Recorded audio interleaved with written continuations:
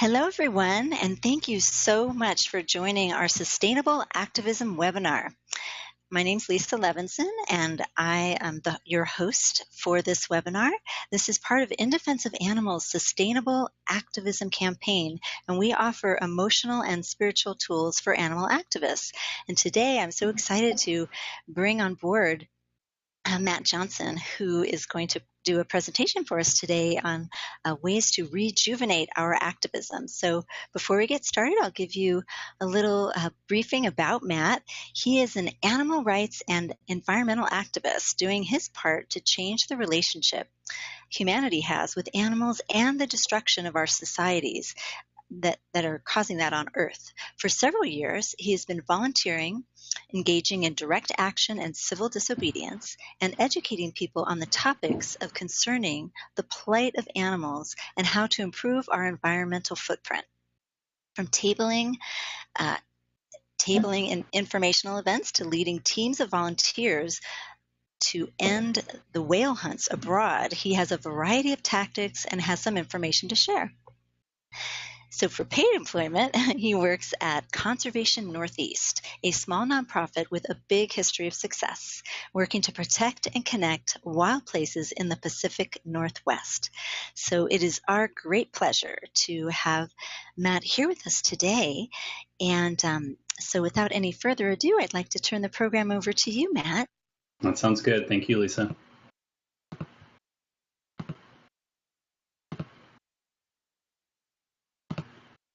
So can everybody see my screen now? Can you see this cartoon that's up? Yes, we can see it. So, okay.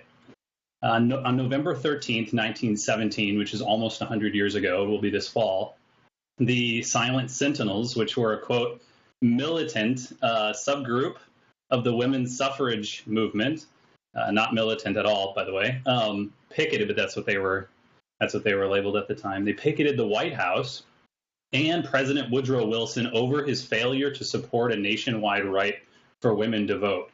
They were first battled by a hostile mob and then arrested by police, who chose not to arrest any of the attackers of these women, and arrests of suffragettes was common during the years leading up to 1919, which is, of course, the year that women got the right to vote, and then for the first time voted in 1920.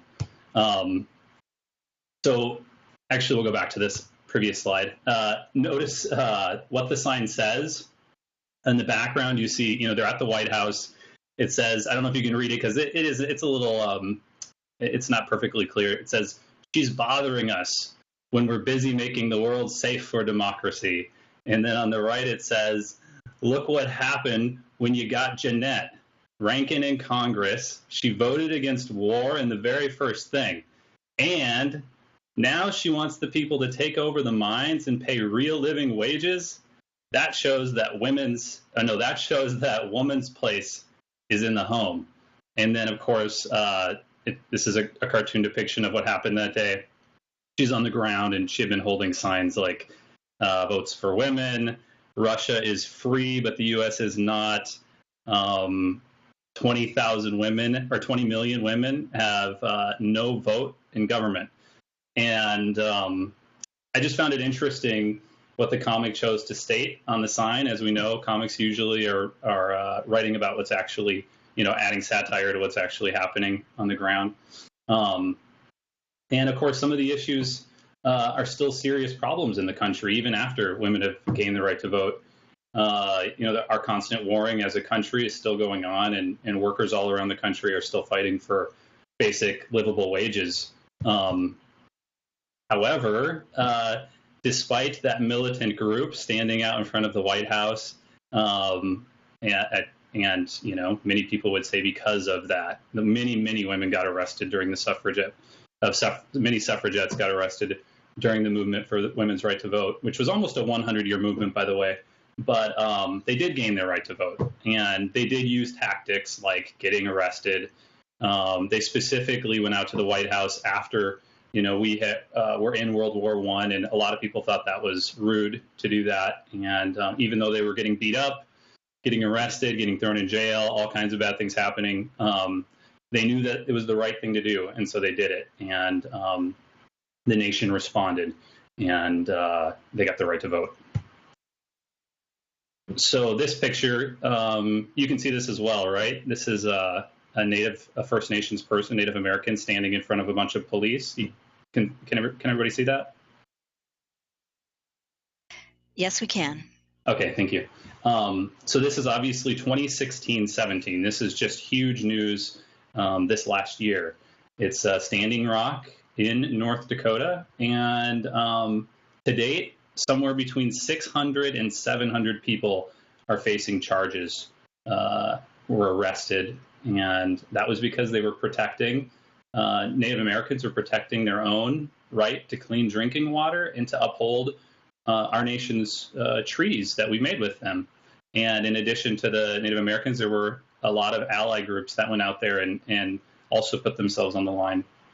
And in this picture, you can also see the aggressive actions that corporations, private security forces, and local law enforcement, which do, and in this case were working as a team with corporations. You can see what lengths they'll go to defend their profits.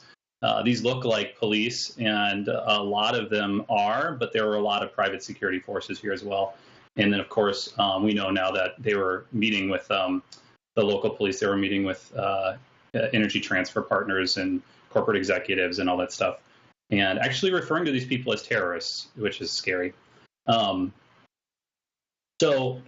actually, in fact, a Minnesota woman nearly had to have her arm amputated after an altercation with these forces where they shot a gas canister at her. I don't believe it had exploded when it hit her, and it fractured her arm and basically blew up her forearm. But on the positive side, even though the Trump administration, as everybody knows, did approve the pipeline, this mass action has successfully shown our Native American brothers and sisters that they are not alone in this country. These Native Americans and their allies have shown the rest of us that we can stand up to, and in fact we should stand up to, corporations and our own government when they're in the wrong. This resistance effort cost Energy Transfer Partners tens of millions of dollars, so you can bet that they're going to think twice before they want to violate treaty rights again. And of equal importance, though, it has been a galvanizing historical event for the climate justice movement. The movement is actually, in fact, more ready than ever to continue any future pipeline expansion projects. So it has had that effect. So in 2014, I was part of Sea Shepherd Conservation Society's Operation Grinstop. Again, this is 2014, to put an end to the annual ritualistic pilot whale slaughter that takes place in the Faroe Islands. Faroe Islands are north of Scotland. The Faroese people have been killing pilot whales for hundreds, maybe over 1,000, who knows exactly, years, and they have historical records to back it up. It is part of their culture, deeply embedded. However, we also found when we were there that many people wish the hunt could stop, but don't know how to stand up to the societal pressures, that long-standing tradition, and also the fact that it's a male-dominated pastime, killing whales, and can be kind of scary for people to stand up to that because they've been ostracized in the past when they have, or threatened, or worse. As a positive of all that, though, during the campaign in 2014, we did successfully stop nearly all of the killing that normally happens. So in 2013, the year before we went on that campaign, they killed over 1,100 pilot whales. These are big animals. They're the next step down below orca in the blackfish family. So these are big, big animals. Keep in mind, like I live in Seattle. The whole resident orca population is less than 90. So if you think in 2013 alone, the Faroese killed 1,100. That's a very significant number. In 2014, when we went there and engaged in direct action, they only killed 35. So that's a massive massive decrease in the amount of whales that they killed.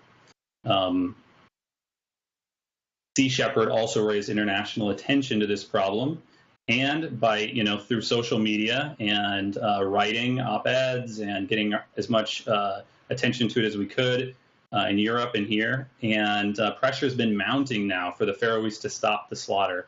People know about this more than they ever have. People are boycotting the huge exported salmon industry for the Faroe Islands.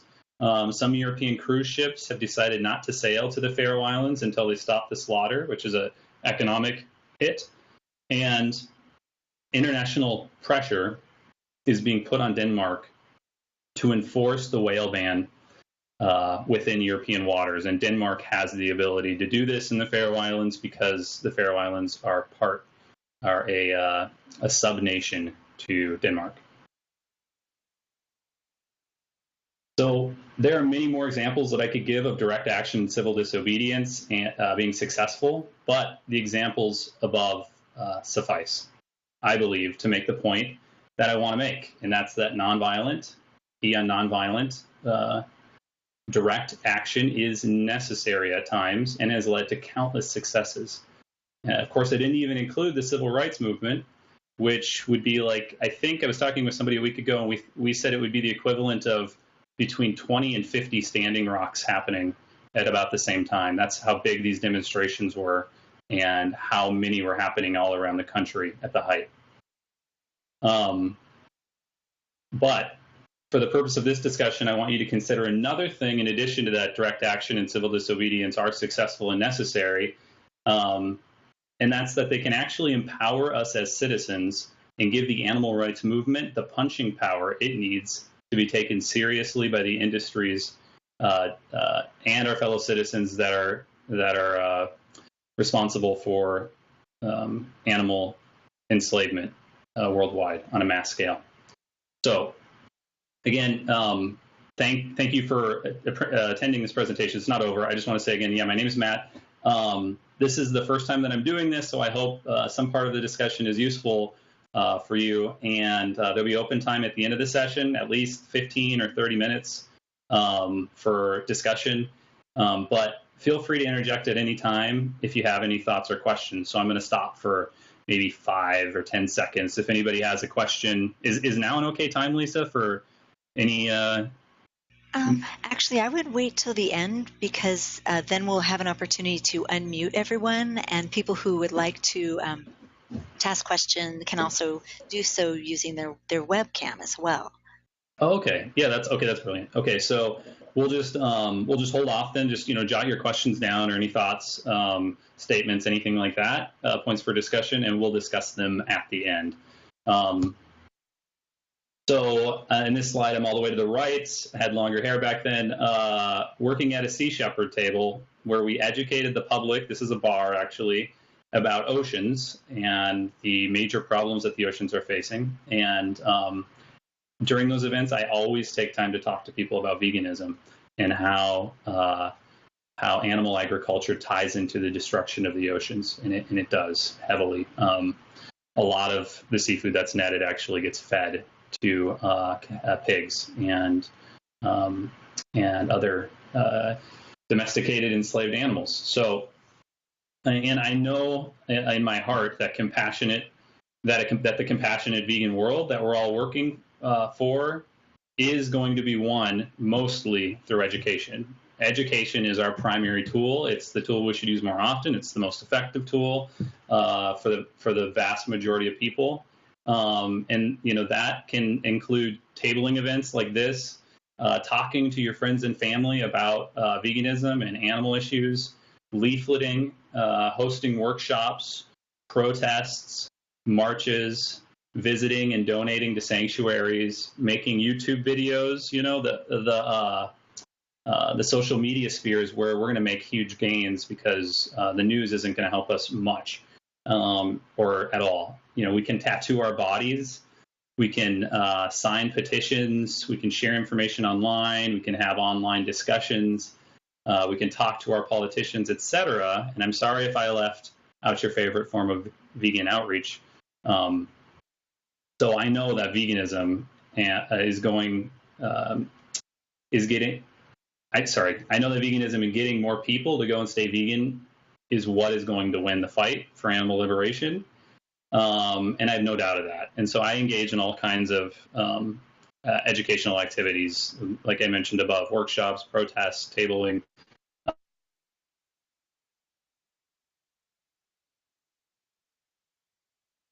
see. So Matt, can you hear us okay? Looks like your video is a little out, but we do have the webcam. Let's try this. Did it come back? Not yet, but if you'd like... Can you like, see the slide, Lisa, of a yes, woman totally. looking at a burning house? No, we're seeing the slide of the Sea Shepherd tabling. Hello? Are you there, Lisa? Oh, yes, I'm here. We're seeing the slide of the Is anybody there? Yes, we are.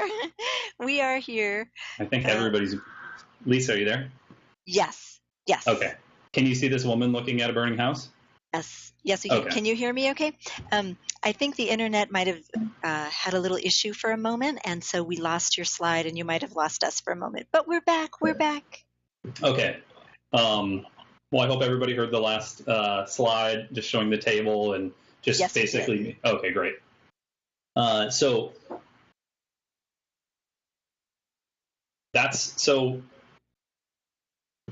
I was saying, however, for me at times it can feel a bit draining doing all these different various types of educational vegan activities without ever actually saving some of the animals that are ruthlessly being killed by corporations and our society at large.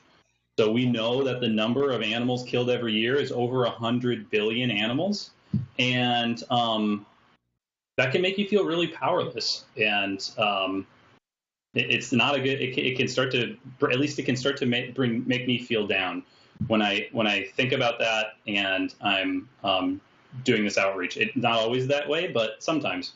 And sometimes it feels to me like I'm watching my own house burn down with my family and friends inside, and I'm standing off to the side and asking people to bring cups of water so that it can be thrown on the blaze. When what I really want to do is rush inside, save everyone that I can, and call a helicopter and the fire department to douse, the flame and go in and save anyone who's there.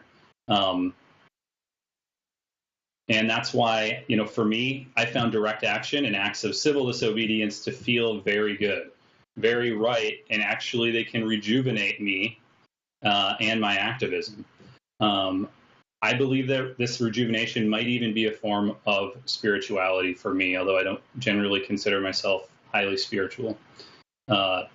This year, hundreds of climate activists took part in a mass citywide action in Seattle at Chase Bank to tell them that it's not okay for them to finance the construction of the Keystone XL pipeline. And they're going to, probably. It hasn't been determined yet, but anyway, they were set up to do that. So 26 activists went so far as to get arrested to show the public the seriousness of the problem.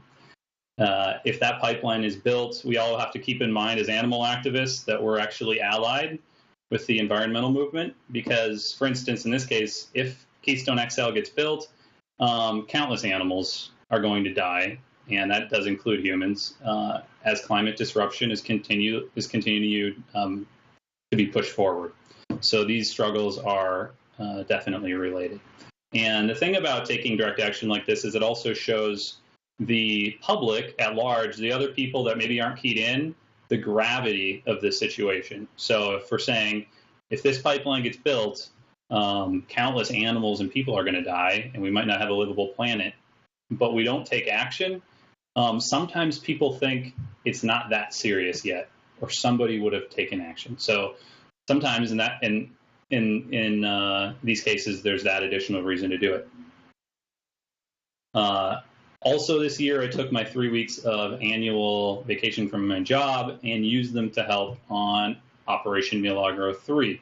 The graphic there is the logo for that operation, and then these fins are vaquitas.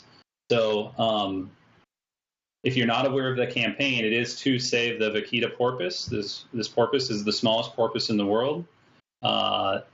They live in the north part of the Sea of Cortez, or the Gulf of California, whichever one you want to call it, which is that area between the Gulf of Mexico, or between the Baja Peninsula and the Mexican mainland. And they think there's only about 30 left now. A couple of years ago, there was 100, and before that, up and up and up.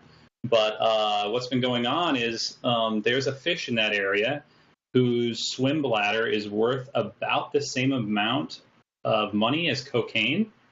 And it's worth that amount of money because it's highly prized in China.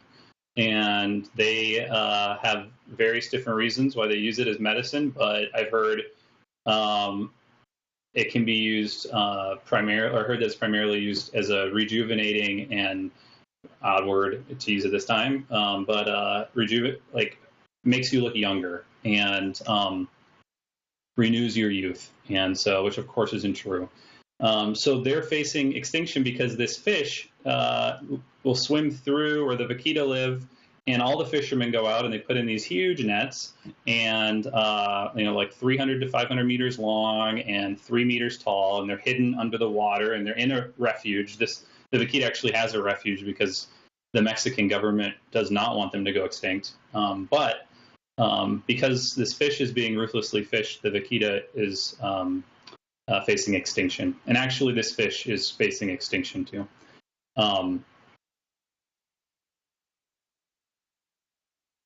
The work on these campaigns, the work doing direct action in general, I found to be very hard. This is physically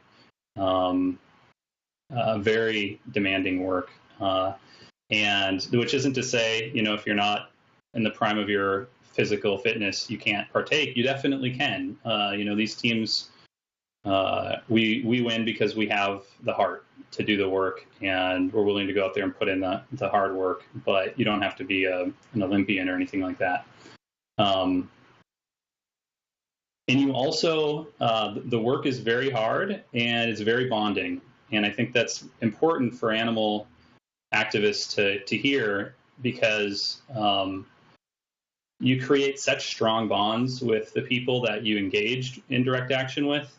I have, at least, that you're friends for life, even if you're only there for 3 weeks or a few months. And I have houses open up to me all over the world, and in return, my house is open to these people that I forged these bonds with, trying to help these animals.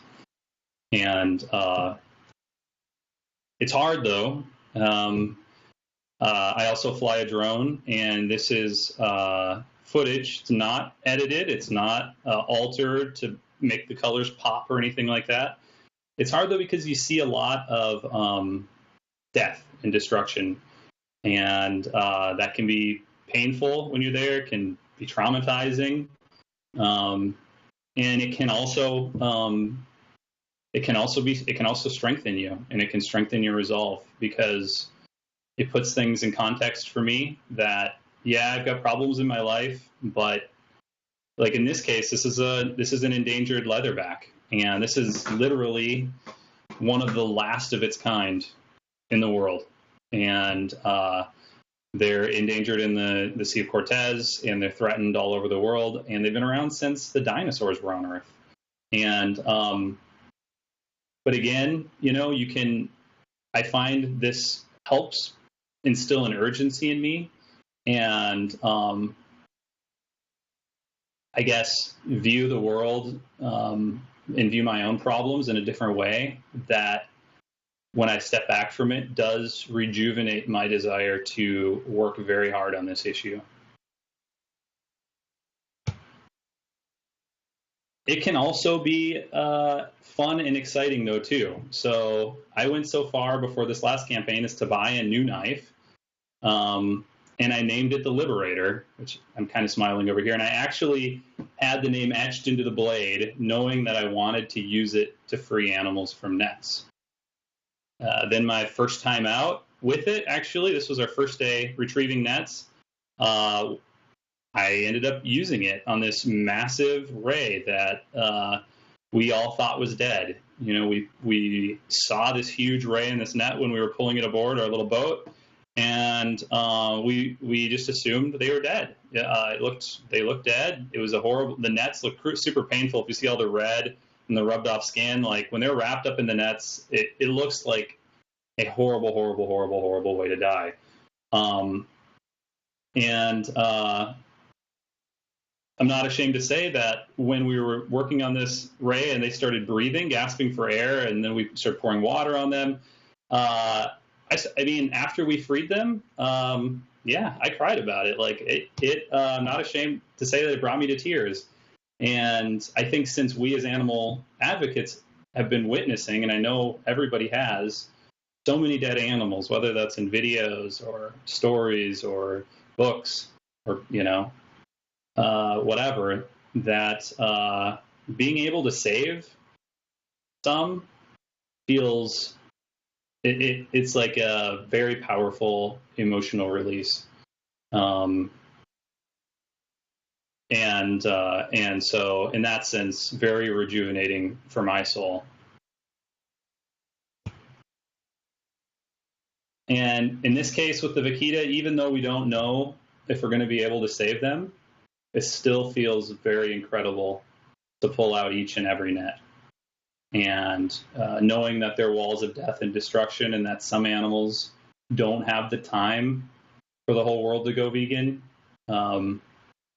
you still find moments when you're doing this to feel lighthearted and very, very happy about what's happening. Without help now, doing some of these different types of campaigns, we're going to lose these animals forever. They'll only be available to us in pictures and in people's memories. But I do want to say that Sea Shepherd is only one example of direct action. It's certainly not the only by a long shot. This is a picture from, this is a save picture. I'm going to show, Lisa, can I show a brief, maybe like 10 to 20 second video that's non-graphic? You can show the video. They won't be able to hear the video if we didn't upload it ahead of time. And also, the YouTube people may not want us to share it if it's copyrighted. But okay, well, I'm just going to play it on YouTube, so I won't be infringing on that. And then okay. I think the audio isn't necessary, so I'll just show you. It's about 10, maybe up to 30 seconds. This is the work that people are doing, direct action work for SAVE.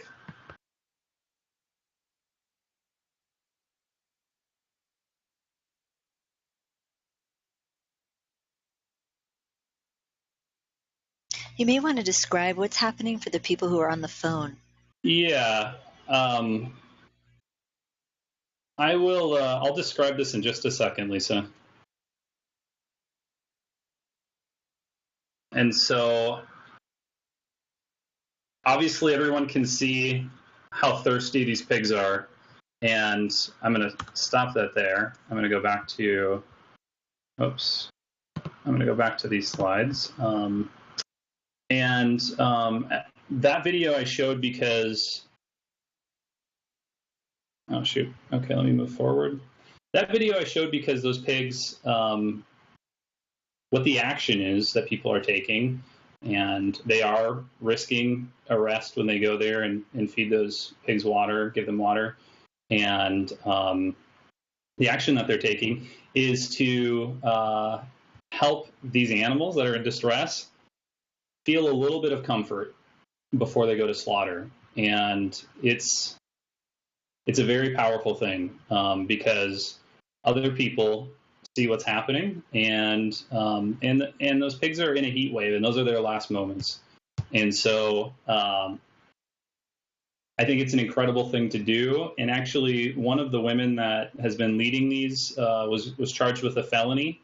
The people that own those pigs were saying that because they were fed water and they didn't know what was in the water, they weren't able to sell the pig flesh. So So that's risky, and those people are putting themselves on the line by going out there. Some people have been hit or nearly hit by the trucks, and the truckers get angry, and but the pigs, that might be one of the last interactions that they have in their life, and it makes my heart feel better. And I haven't taken part of one of these yet, but I would like to. It makes my heart feel better knowing that they were shown some kindness.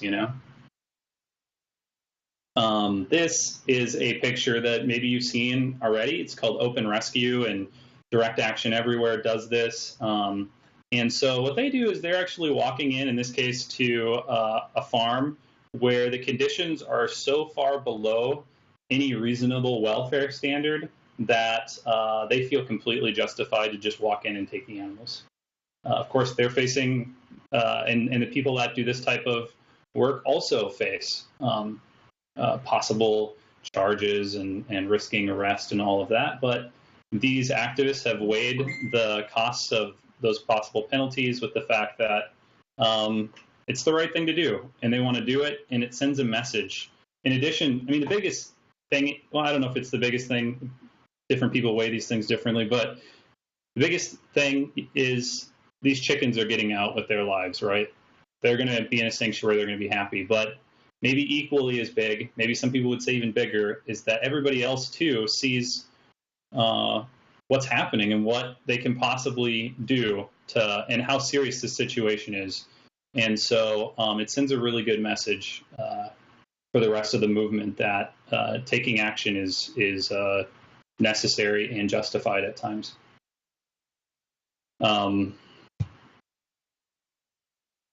of course, this slide is a person rescuing a dog that, and this happens, of course, a lot, where dogs are facing situations of neglect. Maybe it was hoarding, maybe it was dog fighting, maybe it was all kinds of weird stuff, and bad things happen to dogs. And that is another form of direct action. Sometimes people just go and take animals that are facing death or facing there's cars that are left in or dogs that are left in hot cars all the time, and people sometimes will just break open the windows and take them instead of letting the dog die. And that's those can be forms of direct action too. Those are forms of direct action. Opening your home or working as part of a group that saves these animals from a death.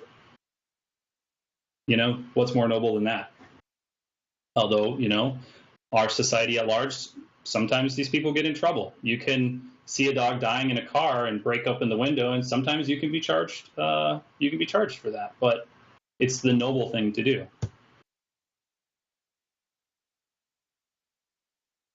And so, I believe it's in our nature as humans, by and large, to avoid conflict. Most of us anyway, and I think generally that's a good thing. But I'll go back to my original point that I believe animal rights and a compassionate world is going to attain by this. It's going to be attained by the spread of veganism if we attain it. Veganism and outreach and education, that's the way we're going to get there. However, I will say putting ourselves at risk by engaging in direct action is also very, very important. It can be very fulfilling and rejuvenating as an activist, and will certainly be necessary to win animals their freedom from human oppression, because many of these industries that are keeping animals in enslavement, they aren't simply going to roll over and go away without somewhat of a fight. Also referencing this picture here that says smooth seas do not make good sailors. I'm thinking that, this applies to individuals, but also to our movement as a whole, the animal rights movement. And what I mean by that, or what I'm thinking by that is, if things are going super smoothly and it seems like, we're all we're doing our leafleting and, we're signing our petitions and we're doing our outreach and our protests, but by and large, society's moving forward and the number of animals being enslaved and tortured and killed just keeps going up, might be a sign for us that we need to step it up a little bit. So, and if I believe if our movement, the animal rights movement, isn't facing some turbulence, And if we don't put ourselves in situations where we're facing some turbulence, we may never gain the momentum or the strength we need to topple the powers that are oppressing animals. So thank you very much for joining. Lisa, I'm ready to open it up to any questions, and I appreciate everybody's time. Great. Well, thank you so much, Matt. This was very inspiring. I love to hear the details about your stories, and I want to thank you so much. I'm going to open it up for questions, and how we do that on our webinars here is you can either type in the chat box your question, or if you're on the phone, you can press *4 in order to unmute your microphone, and then you can ask a question directly. Or if you are on the computer, there are some icons on the side of the screen here, and you can press on the audio icon. It looks like a microphone in order to speak. And if you'd like to add your video, you're welcome to do that too, especially if you do have a question or want to speak. So we invite you to have questions, share what your thoughts are. And that includes thinking everything that I said is crazy. That's fine. I don't think that's the case. People will be very, very inspired by this. In fact, I wanted to just mention there is a group. You had such great examples of different groups that do direct action. There's another one called Animal Balance for people who are interested in rescuing dogs and cats. And what they do is go to different islands around the world, and they do mass sterilization projects. So if you have a week or two, vacation, you can go and be part of this crew that's on an island in Samoa that's going to help to do spay-neuter projects on the kitties or on the dogs, so that they don't have future conflicts with the people there. So that's another resource to do. Mm-hmm. So we do have a chat. So Dawn wants to thank you. She said it was a great discussion. She really, really liked it. Oh, thanks, Dawn. Yeah.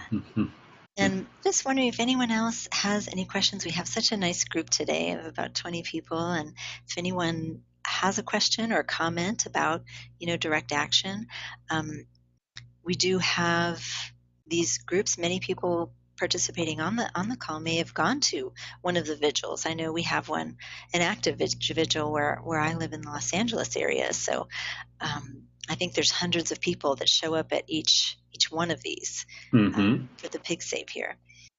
Yeah, there's been a lot of big campaigns. There was the No New Animal Lab campaign that was going on a few years back and still active, about the University of Washington opening a new animal lab on campus that's going to have about 80,000 animals hidden under a city park, hidden under a park at the university. And some people locked down on the excavating machines when they were first digging the trench, and originally faced felonies, as a chilling tactic. But that was a form of nonviolent direct action. Many of the other people just leading the organizing the marches and stuff, they had restraining orders placed on them. They can no longer go by the University of Washington. So these things happen, and there's many examples of direct action being used to help animals. And that campaign really raised awareness, I know, in this state and around the country about animal labs again, and how many animals are stuck in labs, and the fact that, people are willing to get arrested and to make points and do other things to stop this system of oppression that's going on. Yeah, that's an excellent point. I mean, there's just there are a lot of opportunities out there, and I'm curious if any of our listeners, anyone who's joined in, has done any direct action. Have you, rescued cats or dogs, or have you had that experience? I mean, I know the times that I've felt this incredible joy and elation, and I know you mentioned tears when you do have that opportunity to save an animal that would have suffered. It's really it's like a life-changing experience, actually. Yeah. And I'll just say, if anybody's thinking about talking about that, if what you did was illegal, don't mention it now, unless you've already sorted through all the legal stuff. But a lot of nonviolent direct action, is heavily punished by the law. So people can spend a lot of time in jail if they get caught. So, Good point. Yeah. Yeah. So, I think even for many of us who happen to be cat ladies out there, we've experienced some of these things too. Just being able to rescue a kitty who is, in a place that it would be in danger, or he or she would be in danger. I know I've had that experience of getting a kitty who was crossing the Schuylkill Expressway outside of Philadelphia, and it was really an opportunity to help them. Another Schuylkill Expressway story I'll share briefly was just there was a whole family of ducks. Actually, they were geese, and they were headed onto the on-ramp to the expressway. And I was totally overwhelmed and just scared for them. So I stopped my car, and luckily several other people stopped their car, and we had people out there helping get these geese out of the ramp. So it was unbelievable. Great. All these people joined together. And you'd think there'd be a lot of people upset about being late for wherever they had to go. No, people were all involved. People got out of their cars. And luckily there was someone who had a large enough shirt to actually be able to safely capture some of the goslings that were there, and we reunited them with their families. So this is direct action. You don't think about it that way, but when you run into a rescue opportunity, that's also helping out. Yeah, definitely. I mean, a lot of people might not stop because they think, if I block traffic, I could get in trouble if the police come. So it takes somebody to stop. And then everybody else stopped, right? So sometimes that's all that it takes, is for somebody to be the first person to stop, or the first person to take an action, and then you inspire those around you. Exactly. Yeah, that's really important. We've gotten Gina, who shared on the chat box. She said, "Thank you for all your hard work to protect animals," to Matt. And she also says she's done this numerous times, and it's a great feeling to know that you've changed an animal's life for the better. So that's awesome. Thank you, Gina, for sharing that. And if you wanted to share any specifics about your story, we would love to hear that. Also, Jessica shares that they just started a DXE chapter in Minnesota. She's nervous about facing legal trouble. Do you have any advice for her about that? I can't give people really legal advice on facing legal trouble. I would say if she there's resources that you can have. You can reach out to the National Lawyers Guild. They oftentimes help activists. That's the National Lawyers Guild. And you can talk with them about, they have materials like Know Your Rights, pamphlets that they'll give you that tell you, how do you interact with police? Because police, if you're doing something with DXE, they're going to come there and they're going to start talking to you, and they almost always show up for protests and things, and they're never there to be your friends. They're there to, when they start talking to you, they're there collecting information. And so these booklets tell you how best to interact with police, because everything you say to them, if charges are pressed, could be used against you. And for instance, they might ask who's the leader, and things like that. And you don't really want to, ideally, you don't really want to talk to the police. But yeah, I would reach out to the National Lawyers Guild. And I'm sure they have a chapter in Minnesota. I'm from Minnesota. I don't know if they do, but I'm pretty sure they do. And that's a good place to start. And then we can have a conversation offline about just what my experiences have been. And so I'd be happy to do that. Okay, that's great for people to know that they can reach you offline, and also. So the DXE is a really, really powerful group. There's also another recommendation might be contacting the Animal Legal Defense Fund. They are an organization that's all about animal law, and they may have some references or ideas on their website, which they have tons of articles there, especially devoted to activists, animal activists. Yeah, and I would add on to that. Who was it that asked the question? Jessica? That was Jessica, yeah. Yeah, Jessica, I'll also add on to it that I've found it personally valuable to work with other groups that are oftentimes facing police and government oppression, like whether that's what's going on Black Lives Matters in your town, or if that's, for instance, maybe an environmental group that's taking actions in town. Start spending time with them, because they already have a lot of these things ironed out, or they are further along than you might be. And then you can learn from them.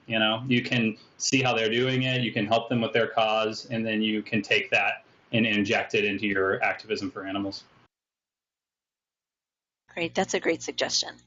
There was someone who I think unmuted their microphone briefly. There's also it looks like a phone number 610-809 number. If that's you and you'd want to share with us, it looks like, yes, please. Do you have a question? When I go up there, sometimes I'll see dogs outside the supermarket or lobsters inside the supermarket, and I'll go up and I'll talk to them. Oh, that's nice. So you're talking about being kind to the animals by actually communicating with them and letting them know that someone cares. Yeah. Yeah. It's like I'll tell the dogs. Yeah, I'll tell the dogs. It's like if it was up to me, I'd let you in that supermarket. And it's like I would talk to the lobsters, and and then maybe people would get the idea that the lobsters had feelings. Yeah. Well, thank you for sharing that.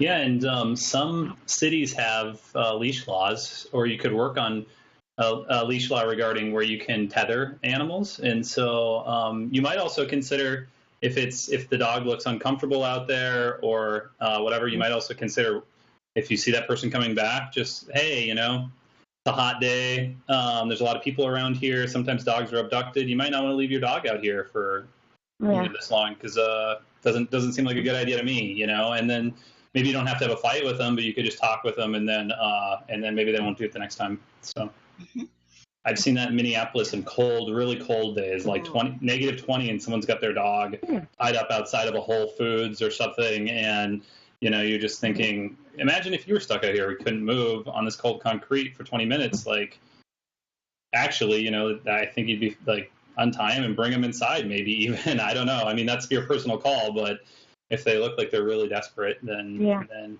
maybe that's an option. Yeah. So thank you for asking that question. Also, one of the things that happens with lobsters around the world, there are people who release lobsters. I actually have a couple friends who do this.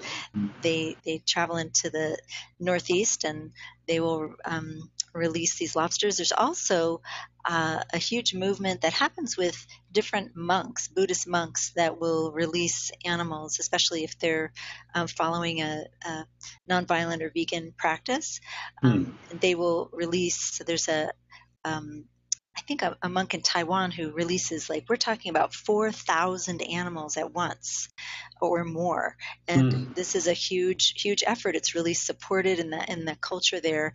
And so this is another kind of direct action that we wouldn't think of. Yeah, definitely. Yeah. So most of these animals are going to be sold, they're going to be sold and slaughtered. So if you find a way to save them, that's great. What better thing can you do? Yeah. And Jessica's also sharing with us that she's been involved with the Minnesota Animal Liberation and Animal Rights Coalition protests, but they've had protest permits, and so she's going to reach out to volunteers at those organizations. That's good. Yeah, say hi to Kim for me. Yeah, that's great that you guys are in the same area. Very cool. Used to be. I'm from Minneapolis, but I live in Seattle now, so I know that's right. I know the group that she's talking about. Wonderful. Well, does anyone else have any other questions for Matt? We have a few more minutes if you'd like to. Either type into the chat box a question, a concern, a rescue story, or something of that nature. Again, you can press the star 4 on the phone, because there's several folks on the phone right now, or you can just turn on your video and audio directly on the computer and join us that way. That's fine too. Let's see. Well, I have a question for you, Matt, Mm-hmm. before we let you go. Just about if you have any advice on like self-care while people are doing the direct action. Like you mentioned that you were tearful, and that's a good release for sure. I'm just wondering if you have any thoughts about that while you're out there doing that work. Yeah, for me, uh,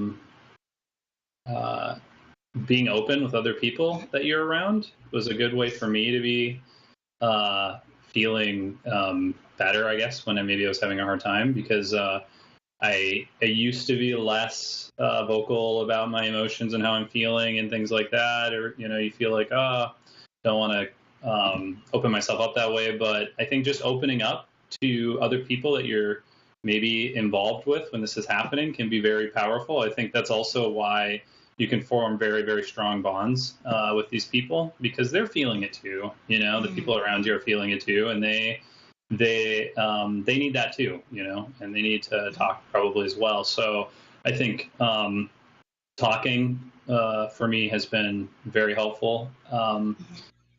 Finding ways to laugh even through the bad situations, like one minute you're pulling up an endangered animal, or one minute you're saving a dog, you're trying to save a dog and they die, and the next minute just like being okay with being happy, in an hour or so. Like, don't hold yourself to such a high standard that you can't laugh later on if something funny happens, or you can't try to make light. Like, it doesn't mean you don't care. And for me, I think that is one way that I've been able to do self-care when I'm there, is to inject humor into the day. Like, something bad happened, maybe a little while later, let's do something funny, and then music. I use music a lot, so I find songs that are positive and that have a good beat, and I listen to a lot of music when I'm doing this stuff. I listen to music anyway, but definitely, like, there's some songs that I've used a lot when I'm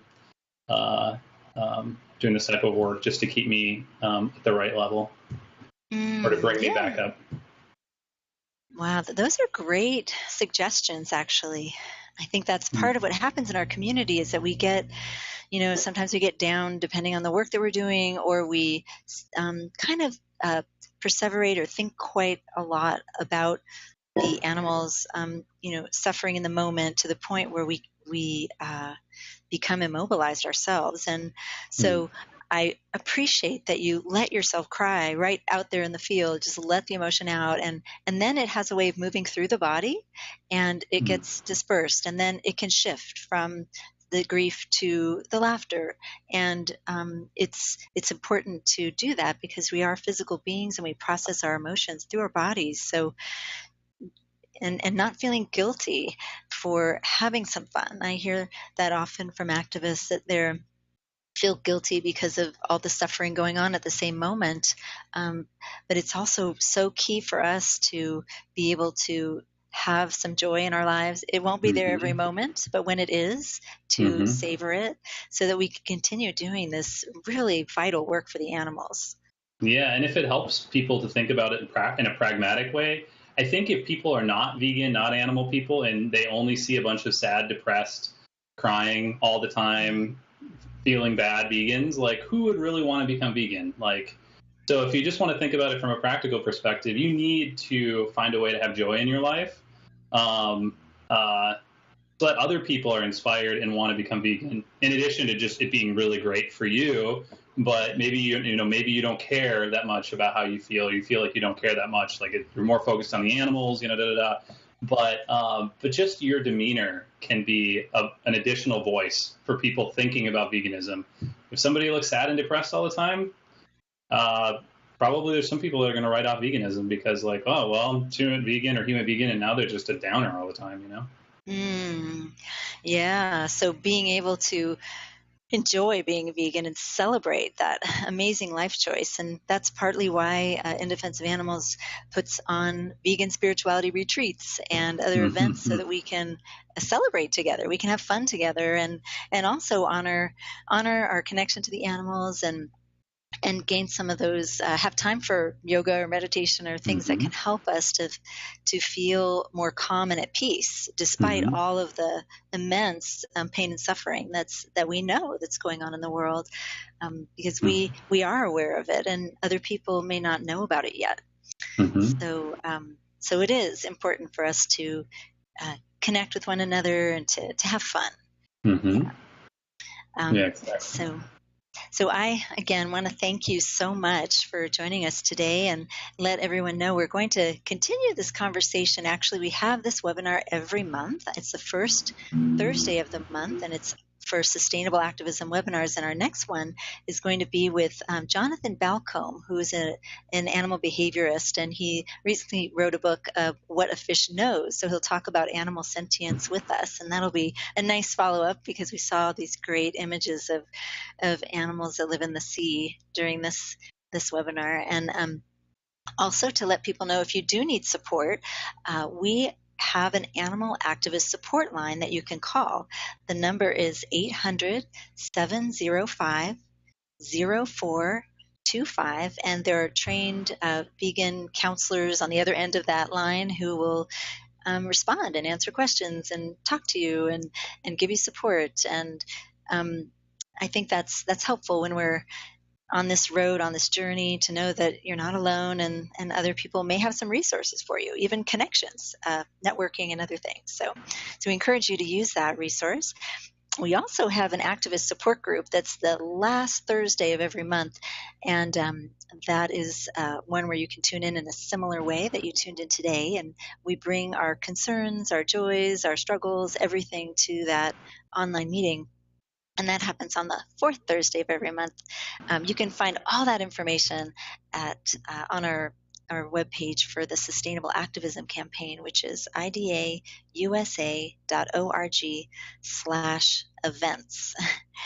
And I also want to tell everyone that I hope to see many of you at the Animal Rights Conference this year. That's another great way to rejuvenate our activism, get up to speed on what's going on, what sort of new tactics, strategies, and even just connect with other people. It's a wonderful place to do that. We'll have a table there, and we can meet in person, which is really nice. So hopefully we'll be able to connect sometime soon. Again, thank you, Matt. Any closing remarks? Anything else? Just thank you for organizing these. It's really good. And thanks everybody for attending. Really appreciate it. Yes, thank you so much. We couldn't do these without everyone who's joined us to listen in. So I hope it was beneficial, and let us know if you can. You can always reach out to us at sustainableactivism@idausa.org. And Matt, can you share your contact information where people can contact you if they'd like to? Yeah, so if you joined through Facebook, if you can definitely send me a friend's request there, and then we can talk through Messenger, or you can email me, or my email is northfalk@gmail. N is in north, like north, and then F is in Frank, ALKE, and echo @gmail. But reach out to me on Facebook, and then I'm on there, usually every other day or every day, so we can talk more that way.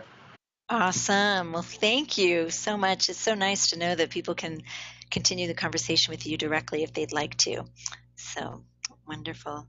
Well, thanks to everyone. We hope you have a great evening, and also a wonderful I hope that this has inspired your activism. I know it has mine. I'm kind of ready to sign up for something, so I'll keep you posted, and you'll find out where I end up doing my direct action. Sounds good. So thanks so much, everyone. Have a great evening. Bye. Bye.